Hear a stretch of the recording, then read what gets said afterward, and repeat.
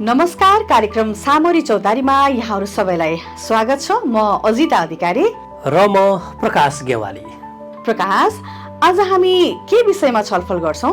अजिता, आज हामीले नेपाल सरकारले प्रदान गर्दै आएका विभिन्न सामाजिक सुरक्षा भत्ता र त्यसका लागि आवश्यक कागजात एवं प्रक्रियाका बारेमा छलफल गर्छौं। पक्कै पनि हामीलाई सुनिरहनुभएका र हेरिरहनुभएका दर्शक तथा श्रोता मित्र, सरकारले दिने ज्येष्ठ नागरिक भत्ता, एकल महिला भत्ता, विधवा भत्ता, अपाङ्गता भत्ता, लोपोन्मुख आदिवासी जनजाति र बालबालिकाहरूले पाउने भत्ता बारे सुन्नुभएकै होला। धेरै जसोका परिवारका सदस्यहरूले त कुनै न कुनै प्रकारको यस्तो भत्ता प्राप्त गरिरहनु भएकै पनि होला। तर अजिता, कतिपयले जानकारीको अभावमा वा कसरी प्राप्त गर्ने, कहाँ निवेदन दिने भन्ने बारे जानकारी नहुँदा सरकारले दिने यस्तो सुविधाबाट वञ्चित पनि हुनु परेको छ नि। हो प्रकाश, नेपाल सरकारले 68 वर्ष उमेर पुगेका ज्येष्ठ नागरिक र 60 वर्ष उमेर पुगेका दलित तथा कर्णालीका नागरिकहरूलाई पनि मासिक रूपमा ज्येष्ठ नागरिक भत्ता उपलब्ध गराउँछ। तर यसको दर भने बेग्लै छ। पक्कै अजिता, 68 वर्ष नागेका ज्येष्ठ नागरिकहरूले मासिक 4000 रुपियाँ भत्ता पाउनुहुन्छ। तर 60 वर्ष पुगेका देशभरका दलित समुदाय र कर्णालीका ज्येष्ठ नागरिकहरूले मासिक 2660 रुपियाँ भत्ता पाउनुहुन्छ र 68 वर्ष पुगेपछि उहाँहरूले पनि मासिक 4000 रुपियाँ नै प्राप्त गर्नुहुन्छ। प्रकाश, अनि ज्येष्ठ नागरिक भत्ता प्राप्त गर्ने तरिका पनि त भन्नुपर्ने होला नि। यो त झन् महत्त्वपूर्ण छ नि। बरु तिमी पनि ध्यान दिएर सुन। भोलि कसैले सोध्यो भने जानकारी दिनु पर्यो नि तिमीले पनि। होइन, धेरै जनाले पत्रकारलाई थाहा हुन्छ भनेर धेरै कुरा सोध्नुहुन्छ, तर हामीलाई पनि कति कुरा जानकारी नै हुँदैन। हामीले पनि धेरै कुरा सिक्नु पर्नेछ।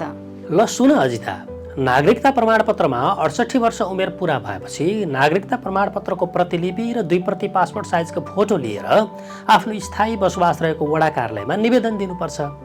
60 वर्ष उमेर पुगेका देशभरका दलित समुदाय र कर्णालीका ज्येष्ठ नागरिकहरूले आफ्नो उमेर र परिचय खोल्ने कागजात लिएर आफ्नो स्थायी बसोबास रहेको वडा कार्यालयमा निवेदन दिनुपर्छ। अनि तिमीलाई एकल महिला भत्ताबारे कतिको जानकारी छ त?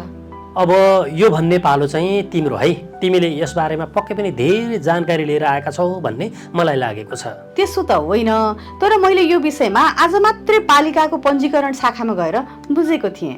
यो त धेरै राम्रो भयो। बरु ढिलो नगरी यसबारे बताउ न त ल। ल सुन, विवाह नगरी बसेका 60 वर्ष उमेर पुगेका महिला, सम्बन्ध विच्छेद वा न्यायिक पृथकीकरण गरी बसेका 60 वर्ष उमेर पुगेका महिलाहरूले मासिक 2660 रुपियाँ पाउनुहुन्छ। अरू त बुझेँ मैले, तर यो न्यायिक पृथकीकरण भनेको चाहिँ के हो अजिता? म बुझाइहाल्छु नि। न्यायिक पृथकीकरण गरी बसेको भनेको पति पत्नीका बीचमा पूर्ण रूपमा सम्बन्ध विच्छेद नभएको, तर अंश वा मानाचामल लिएर कानुनी रूपमा छुट्टै बसेको भन्ने बुझिन्छ। अनि कसरी प्राप्त गर्ने त अजिता यो? नागरिकता प्रमाणपत्रमा 60 वर्ष उमेर पुरा भएपछि नागरिकता प्रमाणपत्रको प्रतिलिपि र 2 प्रति पासपोर्ट साइजको फोटो लिएर आफ्नो स्थायी बसोबास रहेको वडा कार्यालयमा निवेदन दिनुपर्छ। तर अविवाहित हो भने आफ्नो वडाबाट अविवाहित भएको प्रमाणित गर्नुपर्ने हुन्छ। यदि सम्बन्ध विच्छेद हो भने सम्बन्ध विच्छेदको प्रमाणपत्र पेश गर्नुपर्ने हुन्छ।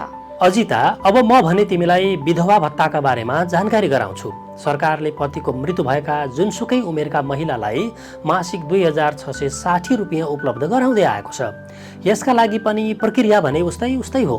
पतिको मृत्यु भएका महिलाले पतिको मृत्यु दर्ताको प्रमाणपत्र, आफ्नो नागरिकता प्रमाणपत्रको प्रतिलिपि, 2 प्रति पासपोर्ट साइजको फोटो लिएर आफू बसेको वडा कार्यालयमा गएर निवेदन दिनुपर्छ। सुन न प्रकाश, केही दिन अघि मेरो छिमेकीले मलाई अपाङ्गता भत्ताका बारेमा सोध्नु भएको थियो।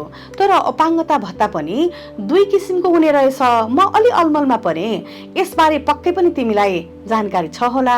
हो अजिता, पूर्ण अपाङ्गता भएका व्यक्ति अथवा क वर्गको रातो कार्ड पाएका व्यक्ति र अति अशक्त अपाङ्गता भएका व्यक्ति वा ख वर्गको नीलो कार्ड भएका व्यक्तिले प्राप्त गर्ने मासिक सामाजिक सुरक्षा भत्ताको दर बेग्लै छ।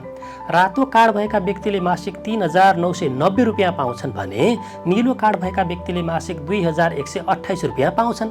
यसका लागि रातो र नीलो रङको अपाङ्गता परिचय पत्र भएका जुनसुकै उमेरका व्यक्तिले आफ्नो जन्म दर्ता वा नागरिकता प्रमाणपत्रको प्रतिलिपि, 2 प्रति पासपोर्ट साइजको फोटो सहित आफ्नो स्थायी बसोबास रहेको वडा कार्यालयमा निवेदन दिनुपर्छ। सरकारले उपलब्ध गराउँदै आएका विभिन्न सामाजिक सुरक्षा भत्ता मध्ये लोपोन्मुख आदिवासी जनजाति समुदायले पाउने सामाजिक सुरक्षा भत्ता बारे अब म तिमीलाई जानकारी गराउँछु। यसबारे पनि मलाई थाहा छ, तर तिम्रै मुखबाट सुनौला। ल सुन। सरकारले कुसुन्डा, बनकरिया, राउटे, सुरेल, हायु, राजी, किसान, लेप्चा, मेचे, कुसबडिया, पत्थरकट्टा, सिलकट, कुसबदिया, कुचबडिया जस्ता लोपोन्मुख जात जातिका नागरिकहरूलाई मासिक 3,990 रुपियाँ प्रदान गर्छ। यी जात जातिका व्यक्तिले नागरिकताको प्रमाणपत्र, बालबालिकाको जन्मदर्ताको प्रमाणपत्रको प्रतिलिपि, 2 प्रति पासपोर्ट साइजको फोटो सहित आफू आफ्नो स्थायी बसोबास गरेको वडा कार्यालयमा निवेदन दिनुपर्छ। अजिता, सरकारले 5 वर्ष मुनिका बालबालिकालाई पनि सामाजिक सुरक्षा भत्ता दिँदै आएको छ नि। अब यो विषयमा चाहिँ तिमी नै भन है। ल सुन अजिता, एउटै आमाका 2 जनासम्म 5 वर्ष मुनिका दलित परिवारका बालबालिका र नेपाल सरकारले तोकेका 25 जिल्लाका 5 वर्ष मुनिका सबै बालबालिकाहरूका लागि मासिक 532 रुपियाँ सामाजिक सुरक्षा भत्ता उपलब्ध गराउँछ।